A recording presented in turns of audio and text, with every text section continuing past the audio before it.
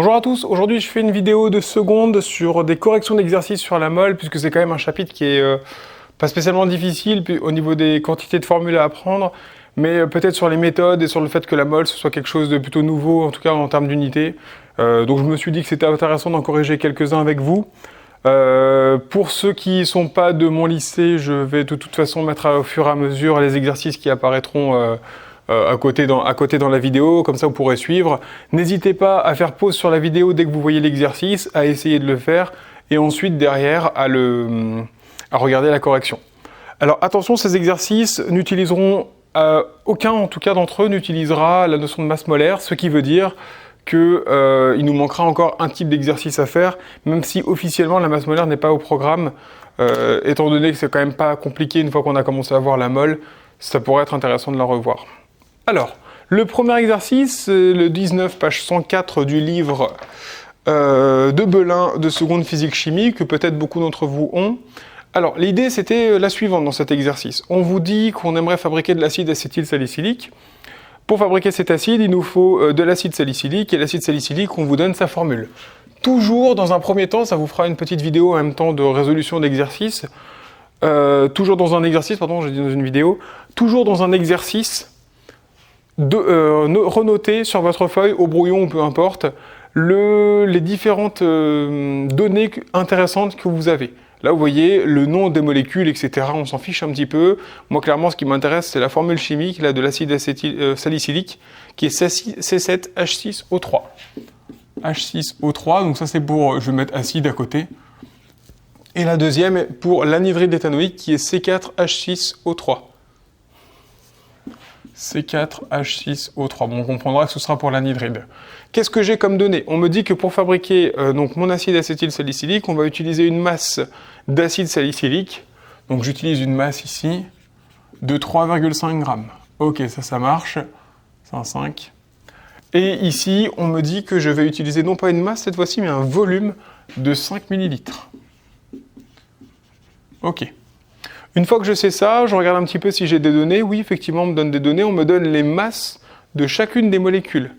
Alors, on me donne la masse de la molécule de C7H6O3. Attention, quand c'est noté comme ça veut bien dire, déjà le petit m, donc ce n'est pas une masse molaire, mais c'est une masse, ça veut bien dire qu'on me donne la masse d'une molécule de C7H6O3. De toute façon, vous allez vite vous en rendre compte, puisque la valeur est extrêmement faible, 2,29 fois 10 puissance moins 22.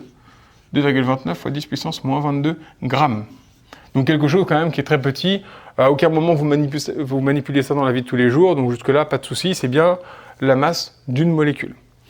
Ensuite, on vous donne la masse de la deuxième molécule, qui est donc C4H6O3. Le tout, c'est de ne pas se tromper à chaque fois quand vous allez les mettre en regard les uns avec les autres.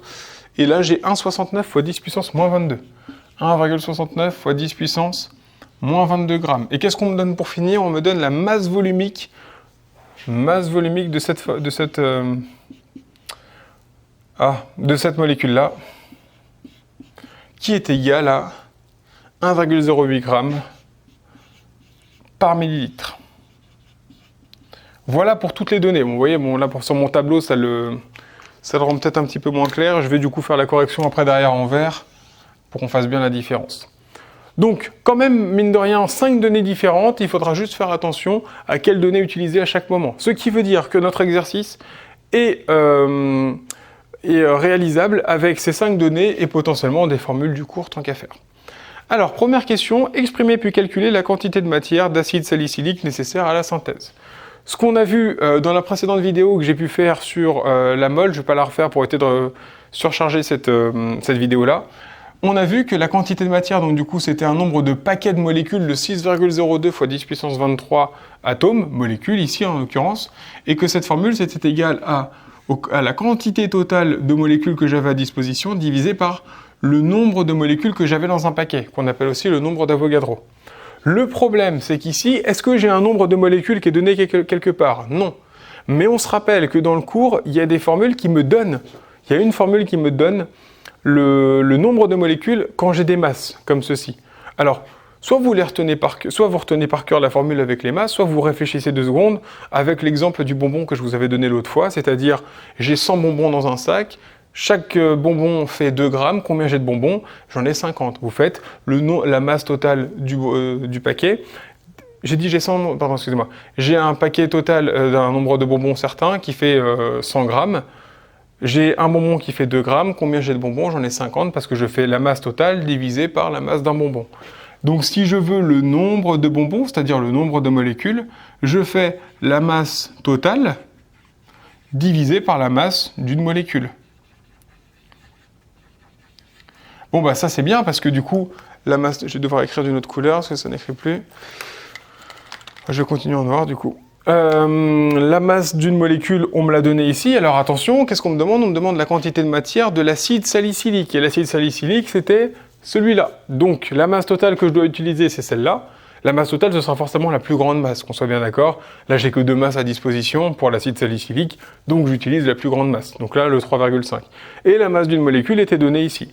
Donc là, pour trouver la valeur, je fais donc 3,5 divisé par 2,29. 2,29 fois 10 puissance moins 22. Évidemment, je fais attention à quelque chose, que j'ai les mêmes unités. Grammes, grammes. Sinon, tac. Donc ça doit vous donner un très grand nombre, hein. Sinon c'est que vous vous êtes trompé à un moment donné, soit dans votre calculatrice avec les parenthèses, soit que vous avez fait l'inverse tout simplement. Ça me donne 1,53 fois 10 puissance 22. On n'hésite pas à marquer ici que c'est bien un nombre de molécules. Donc c'est tout à fait normal d'avoir un nombre absolument gigantesque de molécules. D'accord ? Maintenant, attention, je n'ai pas répondu à la question.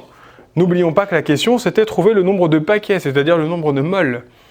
Pour avoir ça, il m'a fallu le nombre de molécules au total. Donc ça y est, je l'ai. Maintenant, je remplace là-dedans 1,53 fois 10 puissance 22 que je divise par le nombre d'atomes ou de molécules dans un paquet, c'est-à-dire 6,02 fois 10 puissance 23.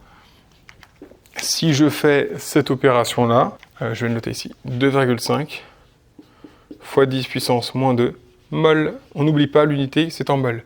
Ça veut dire, si je le remets en notation décimale classique, que dans 3,5 grammes d'acide, j'ai 0,025 paquets de 6,02 fois 10 puissance 23 atomes. C'est comme si je vous disais, dans 3,5 grammes de sucre, j'ai un paquet, ben là j'ai même pas un paquet de sucre. Ce qui paraît logique, hein, parce qu'un paquet de sucre c'est 1 kg. Vous voyez le principe un peu? C'est ça. Voilà pour la première question. J'efface ça tout de suite. La suite, en fait, est exactement la même et sera la même pour tous les exercices que je vais pouvoir corriger ici. Hein. Donc la deuxième question, c'était de trouver la masse d'anhydride éthanoïque. Parce que oui, effectivement, on m'avait donné un volume et non pas une masse. Mais là, il n'y a pas de problème, puisque quand j'ai un volume, je peux en déduire une masse grâce à la masse volumique, qui est la donnée qui faisait un petit peu tâche ici, et finalement, dont on voit l'intérêt. Pourquoi il me faut une masse? Parce que si j'ai pas la masse, je ne pourrais pas trouver le nombre de molécules et donc en déduire le nombre de moles. Donc l'idée, c'est de faire ça. Je sais que la masse, c'est la masse volumique multipliée par le volume, puisque ρ c'est égal, peut-être que je vais revenir là-dessus, ρ c'est la masse sur le volume. Je vous rappelle que quand vous voulez trouver par exemple l'unité qui est ici, soit vous faites la technique de la pyramide que j'ai déjà traitée en vidéo, soit vous faites m égale ρ fois v vous le retenez parce que quand vous le barrez ici, il vous reste ρ fois v à faire, ou vous retenez le tableau de proportionnalité que vous avez peut-être déjà vu, que vous avez certainement vu déjà, hein. M fois 1 égale ρ fois v. Donc m égale ρ fois v.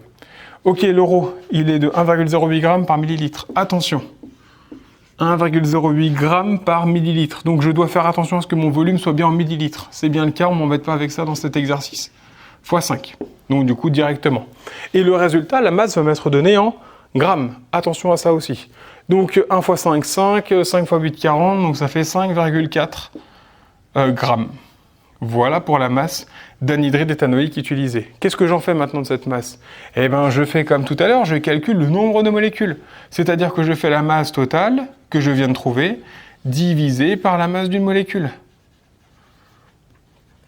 Ce qui fait du coup 5,4 que je divise par la deuxième masse que j'avais, c'est-à-dire 1,69 fois 10 puissance moins 22 grammes. De nouveau, je fais attention à ce que les unités soient bien identiques, ce sont bien des grammes dans les deux cas. Puissance moins 22, ça me doit me donner un très grand nombre, 3,2 fois 10 puissance 22. molécules. De nouveau, on précise, c'est pas vraiment une unité, mais c'est juste pour que ça vous paraisse concret, tout ça.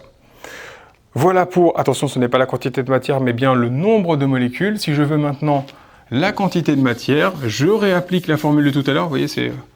Donc ça, c'était la troisième question, maintenant que je suis en train de traiter, pour la troisième question, là. N égale le nombre de molécules divisé par le nombre d'Avogadro. Je rappelle que c'est le nombre de molécules qu'il y a dans un paquet de 6,02 fois 10 puissance 23. Le nombre de molécules, oui, dans un paquet, pardon, de 6,02 fois 10 puissance 23 molécules. Ce qui me donne du coup 3,2 fois 10 puissance 22 que je divise par 6,02 fois 10 puissance 23. Le résultat, on n'oublie pas qu'il est en mol. Je divise ça, ça me fait 6,02 fois 10 puissance 23. Et ça fait 5,3 fois 10 puissance moins 2 mol. Vous voyez, plutôt que de manipuler des chiffres que même un ordinateur ne serait pas capable de calculer, parce que oui, un ordinateur est incapable de compter jusqu'à ce nombre-là, eh bien, nous allons compter plutôt en paquets, et ces paquets, vous voyez, ça n'en fait même pas un. Et là, du coup, c'est facile à compter pour un ordinateur, entre autres, et même pour nous, finalement. Donc, ça veut dire que dans mes 5,4 grammes, je n'ai toujours pas, même pas un paquet de 6,02 10 puissance 23 molécules. Voilà, je vais un petit peu vite, mais si vous n'aviez pas bien compris cette notion, il fallait aller voir l'autre vidéo sur la mol. J'en ai fait 2 déjà là-dessus. Même 3. Alors, pour l'exercice maintenant, l'exercice numéro 24, donc que je vous affiche de nouveau dans la vidéo. Le numéro 24, qu'est-ce qu'on me dit cette fois-ci? On me dit qu'on veut faire, dans la fête de la science, une expérience, pourquoi pas. Il faut dissoudre pour ça de l'eau, de l'hydroxyde de sodium, du glucose et des gouttes de bleu de méthylène. Ça marche. On me demande de calculer la masse des molécules de H2O, de C6H12O6 et de NaOH. Pour ça, dans le bouquin, je vais vous afficher aussi pareil, on vous donnait les masses de chaque atome tout seul. Donc si vous voulez les masses, par exemple pour H2O, la masse de la molécule d'eau, c'est, comme elle est composée de 2 atomes d'hydrogène et d'un atome d'oxygène, c'est 2 fois la masse de l'hydrogène plus la masse de l'oxygène. Alors la masse de l'hydrogène, elle était donnée, elle est de 1,66 fois 10 puissance moins 24. Donc je fais 2 fois 1,66 fois 10 puissance moins 24. Ça me donne du coup ici 3,32 fois 10 puissance moins 24, plus la masse de l'oxygène, qui est de 2,66 fois 10 puissance moins 23, plus 2,66 fois 10 puissance moins 23. On additionne tout ça, donc plus fois 10 puissance moins 23. Ça nous fait 2,99 fois 10 puissance moins 23. Attention, kilogramme ou gramme, on regarde les unités, c'était en grammes. Voilà pour la molécule d'eau. La molécule de NaOH, même principe, est composée d'un atome de sodium, d'un atome d'oxygène, d'un atome d'hydrogène. Donc c'est la masse du sodium, plus la masse de l'oxygène, plus la masse de l'hydrogène. À partir de là, je retrouve ces valeurs ici. Je vais faire le calcul peut-être direct pour que ça aille un petit peu plus vite. Donc la masse du sodium, c'était 3,82 fois 10 puissance moins 23 grammes. La masse de l'oxygène, on l'a vu tout à l'heure, c'était 2,66 fois 10 puissance moins 23 grammes. Et la masse de l'hydrogène, c'était... La masse de l'hydrogène, c'était 1,66 fois 10 puissance moins 24. Ça nous donne du coup 6,6 fois 10 puissance moins 23 grammes. Bon, vous faites le même principe maintenant avec la dernière molécule qui était un tout petit peu plus longue, C6H12O6. Donc C6H12O6, donc la masse de tout ça, c'est égal à 6 fois la masse du carbone plus 12 fois la masse de l'hydrogène plus 6 fois la masse de l'oxygène. À partir de là, j'ai juste à de nouveau faire tout comme tout à l'heure. 6 fois la masse du carbone, c'est-à-dire 6 fois 1,99 fois 10 puissance moins 23, plus 12 fois la masse de l'hydrogène, 1,66 fois 10 puissance moins 23, plus 6 fois la masse de l'oxygène, 6 fois 2,66 fois 10 puissance moins 23. Et ça me donne 4,8 fois 10 puissance moins 22. 4,8 fois 10 puissance moins 22 grammes. Voilà pour les 3 masses. Alors je vais les mettre hors tableau et hors champ de vidéo. Non, je vais les mettre dans la vidéo. Masse de H2O. Donc ça y est, on vient de les trouver. Vous voyez, c'est tout bête, hein, du coup, à faire. 2,99 fois 10 puissance moins 23 grammes. La masse de NaOH, qui est la soude, c'est 6,6 fois 10 puissance moins 23 grammes. Je vais pouvoir effacer tout ça. Et la masse de la dernière molécule, MC6H12O6. Donc ça, c'est juste fastidieux, mais en aucun cas, c'est difficile de faire quelque chose comme ça. Fois 10 puissance moins 22 grammes. Voilà pour les masses des différentes molécules. Là, en fait, finalement, on pressent un petit peu ce qu'on va devoir faire. On nous rajoute du travail à faire, certes, mais ça, on l'avait en donné dans l'exercice précédent. Donc, en fait, il va me falloir une masse totale. Je vais diviser par ça, je vais retrouver une quantité. Je divise ensuite par Na et j'ai une quantité de matière. Bon, alors on est parti. Du coup, donc la question suivante, mais on ne va pas y aller non plus trop vite. On me dit de calculer la quantité de matière d'hydroxyde de sodium et de glucose. Bon, bah, comme prévu. L'hydroxyde de sodium, qu'est-ce qu'on me dit? On me dit que j'en ai mis 2 grammes. Donc la masse totale d'hydroxyde de sodium, c'est 2 grammes. Pour calculer la quantité de matière, on se le rappelle, il faut N égale nombre de molécules divisé par Na. Le problème, c'est que je n'ai pas le nombre de molécules, donc je refais encore la même chose. L'essentiel, c'est qu'à ce point-là de la vidéo, vous soyez en train de vous dire « Ok, c'est toujours la même chose, donc ça va ». Je calcule. Pardon. C'est maintenant le N qu'il me faut, donc le nombre de molécules. Masse totale divisé par masse d'une molécule. Donc la masse totale, je viens de le dire, mais je l'ai oublié, c'était 2 grammes. Donc 2 grammes que je divise par la masse d'une molécule qui était de 6,6 fois 10 puissance moins 23 grammes. On n'oublie pas que tout soit bien en grammes, ça fait beaucoup mieux. Donc ça fait 3 fois 10 puissance 22 molécules. Tout simplement. Bon, il faudrait faire pareil avec le glucose. Je pense que vous avez compris maintenant, donc je vais passer ça un peu plus vite. Attention, c'est pas fini, pardon. Là, je remplace ici, maintenant que je l'ai, par la valeur que je viens de trouver. Je divise par 6,02 fois 10 puissance 23. Bon, je vais aller un peu plus vite, ça fait comme si je faisais 3 sur 6, donc 1,5. Là, je vais avoir du coup 0,5 fois 10 puissance moins 1, c'est-à-dire 5 fois 10 puissance moins 2 mol, a priori. Voilà pour ce calcul de quantité de matière pour NaOH. Vous faites pareil donc pour le glucose, puisqu'on vous donnait aussi une masse. Par contre, alors pour le glucose, on vous donnait une masse, donc c'est bon. Calculer la masse puis la quantité de matière d'eau.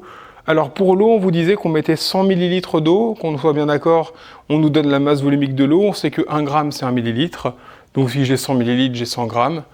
Vous divisez la masse totale de l'eau, c'est-à-dire 100 grammes divisé par la masse d'une molécule d'eau qu'on avait trouvée là, vous refaites ça, vous calculez les quantités de matière et c'est fini. Voilà, je ne vais pas aller beaucoup plus loin dans les corrections des exercices puisqu'on est toujours un petit peu sur la même chose. Je vais corriger quand même le 25 qui est un petit peu différent et je vais surtout faire quelque chose je vais désamorcer une des difficultés que vous allez avoir et que vous avez déjà certainement, je pense. Je vous la fais tout de suite, avant de continuer à la suite. Imaginons, je vais dire n'importe quoi, mais que là, ici, la masse a été donnée en kilogrammes. Et qu'on m'ait dit à un moment donné, moi j'ai mis 4 grammes de glucose. Je veux, toujours pareil, la quantité de matière. Alors la question ne va pas se poser pour la quantité de matière, il n'y aura pas de souci. La question se pose juste avant pour trouver le nombre de molécules, N, grand N. C'est donc la masse totale divisée par, on a dit, la masse d'une molécule. Et là, problème, parce que la masse totale, elle était donnée en grammes, et la masse d'une molécule, elle est donnée en kilogrammes. Alors, si je vous avais dit que la masse totale et la masse d'une molécule, elle était de 3 kg, pour convertir ça en grammes, il n'y a pas de souci, généralement, ça passe très bien, vous savez que c'est 3000 grammes. En fait, vous savez de base que 1 kg, c'est 1000 grammes. Ça, il n'y a pas de problème. Par contre, dès qu'on a des puissances de 10, j'ai pu remarquer que c'était compliqué pour vous. Alors, l'idée, c'est la suivante.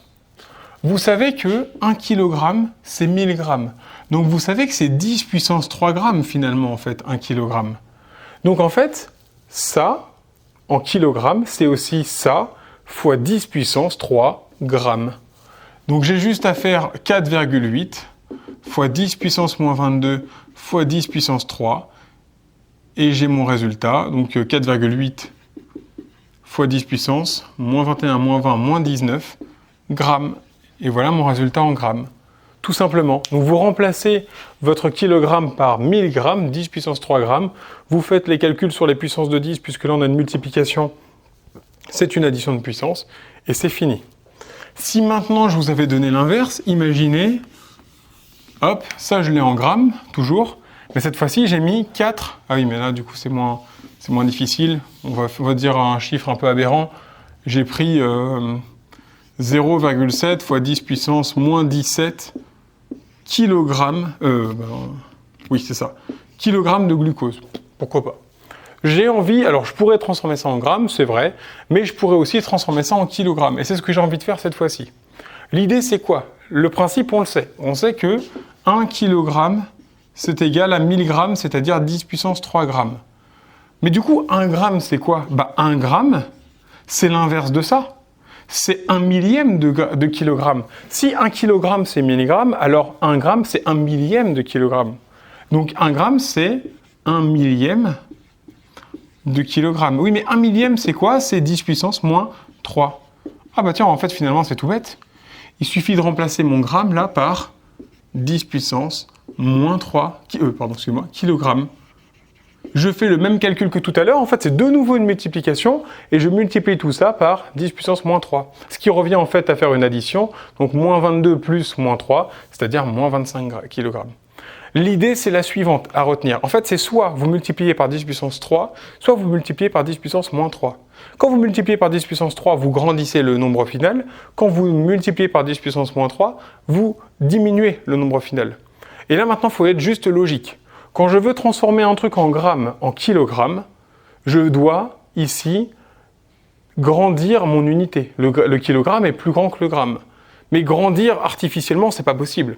Donc si je grandis mon unité, il faut que je diminue ma valeur. Donc ma puissance va être négative. A l'inverse, quand je veux passer des kilogrammes en grammes, je passe d'une grande unité vers une petite unité. Donc là, je suis en train de réduire mon nombre. Pour éviter de le réduire, je dois multiplier par une puissance positive, une grande puissance. Bref, un résultat en grammes que vous convertissez en kilogrammes doit être toujours plus petit arrivé en kilogrammes. C'est-à-dire si vous avez 1 gramme, vous voyez, c'est toujours plus petit quand vous arrivez en kilogrammes. Mais si vous avez un résultat en kilogrammes, c'est toujours plus grand quand vous arrivez en grammes. Très important. Donc si vous avez un truc du style, petit cas concret, vous vous trompez à un moment donné, vous convertissez ça en kilogrammes et vous ne savez plus et vous mettez 4,8 fois 10 puissance moins 19 kilogrammes, sachez que c'est faux. Parce que ça, c'est plus grand que ça. Comme ça, c'est plus grand que ça, vous avez, alors qu'on avait dit que les grammes, c'était plus petit que les kilogrammes, vous avez grandi votre chiffre, c'est impossible. Pas le droit de faire ça. D'accord? C'est comme si vous me disiez que 1 gramme de bonbons, c'était comme 1000 grammes de bonbons. Non, pas du tout. D'accord? Donc, attention, le résultat final doit être toujours ici, quand vous passez d'une petite unité vers une grande, doit être ici plus petit dans le sens en valeur, c'est-à-dire qu'évidemment 19 c'est plus petit que 22, mais on est en puissance négative, d'accord? Donc un truc plus petit que 10 puissance moins 22, c'est par exemple 10 puissance moins 25. Donc je dois avoir un truc plus petit que moins 22 ici, et si c'était l'inverse, j'aurais dû avoir un truc plus grand que 10 puissance moins 22. Voilà pour ça, et je voulais corriger rapidement l'exercice 25, qui était un petit peu différent quand même. Exercice donc 25. C'était donc du coup, vous aviez ici, on vous mettait donc une burette comme ceci, une éprouvette, pardon, excusez-moi, qui contenait 51. Ouais, c'est 51 millilitres. Donc, j'ai un volume dans mon éprouvette ici qui était de 51 millilitres. Ok. Je ne sais pas de quoi encore, mais moi je regarde un petit peu toutes les données que j'ai. Le schéma représente 0,49 mol d'un échantillon. Donc là-dedans, on me dit que j'ai N égale 0,49 mol. Je ne sais toujours pas ce que c'est encore une fois, mais je sais que là-dedans, il y a 51 millilitres et que ces 51 millilitres, c'est 0,49 mol. Ok. Maintenant, on me dit aussi que sa masse volumique est de 0,79 g par millilitre. Ok. Question. Calculer le nombre d'entités contenues dans cet échantillon. Ah bah dis donc, on n'a plus l'habitude maintenant, mais C'est donc grand N qui est égal à quoi? Qui est égal à la masse totale sur la masse d'une seule molécule. Et là, on se dit, ah, mince, est-ce que j'ai la masse d'une molécule? Non. Est-ce que j'ai la masse totale? Je pourrais l'avoir, comme tout à l'heure, ρ fois V. Mais je n'ai pas la masse d'une molécule, et comme je ne sais même pas de quelle molécule je parle, est-ce qu'à un moment donné, je vais pouvoir avoir la masse de cette molécule? Non.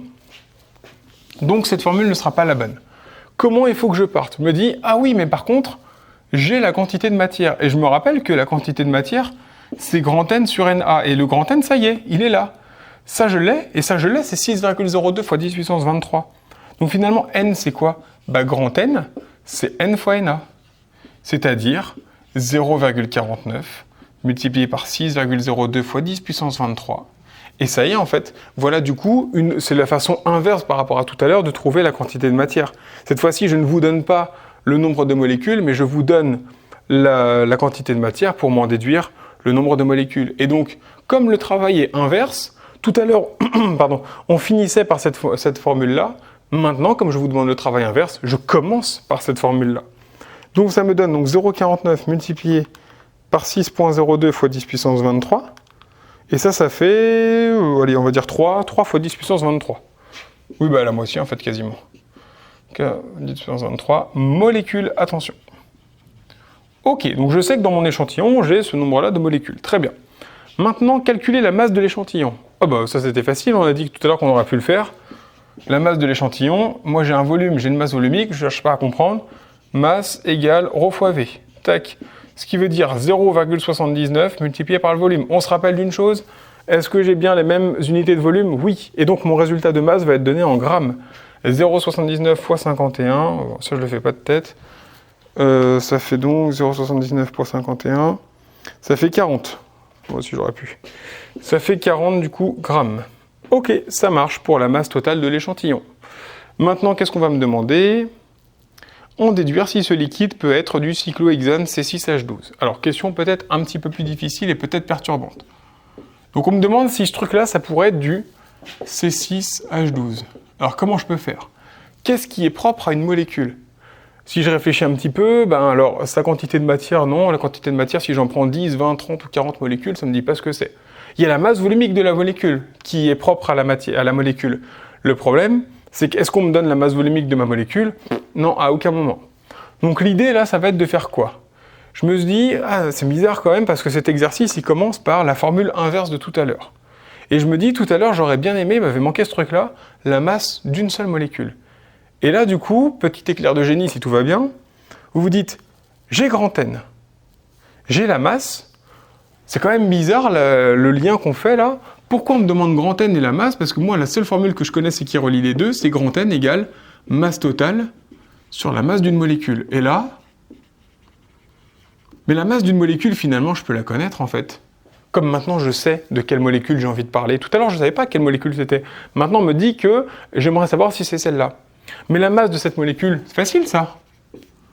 Ça, c'est 6 fois la masse du carbone, plus 12 fois la masse de l'hydrogène, pardon.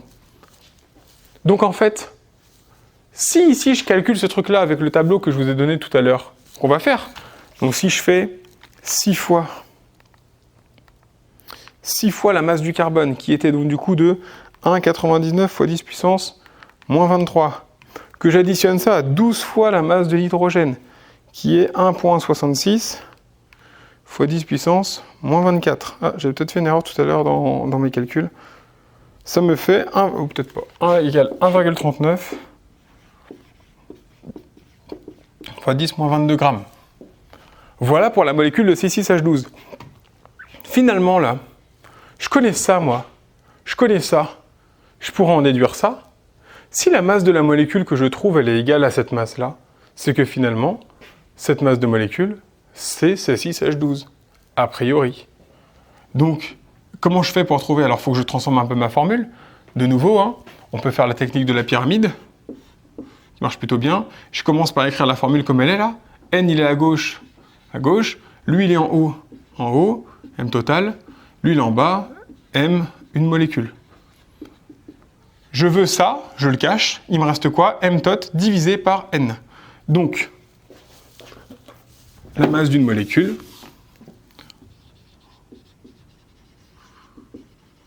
c'est égal à, on a dit, m tot divisé par n. C'est-à-dire, voilà, 40 grammes divisé par 3 fois 10 puissance 23. Si je fais ce calcul-là, alors ça fait 40, donc 4 fois 10 puissance 1, 4 sur 3, 4 tiers, je fais combien? Ça fait 40 que je divise par 3 fois 10 puissance 23, ça fait 1,33 fois 10 puissance moins 22 grammes. Bon, aux imprécisions de mesure près, est-ce qu'on pourrait dire que c'est bon? La mesure de volume, elle n'était pas très précise, donc du coup, on a pu faire une erreur au demi-millilitre près, ce qui est quand même important. Ici, on avait des mesures qui avaient été données, qui avaient été mesurées en mol, on ne sait pas à quelle précision près, hormis le centième. Donc, je sais que je vais faire une erreur de l'ordre du centième.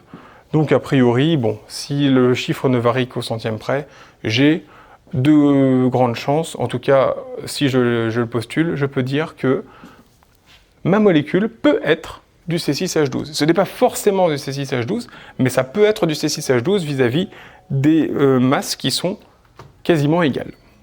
Voilà pour cette vidéo, je vous remercie pour votre attention et s'il y a des questions par rapport aux corrections des exercices, vous n'hésitez pas à me les faire.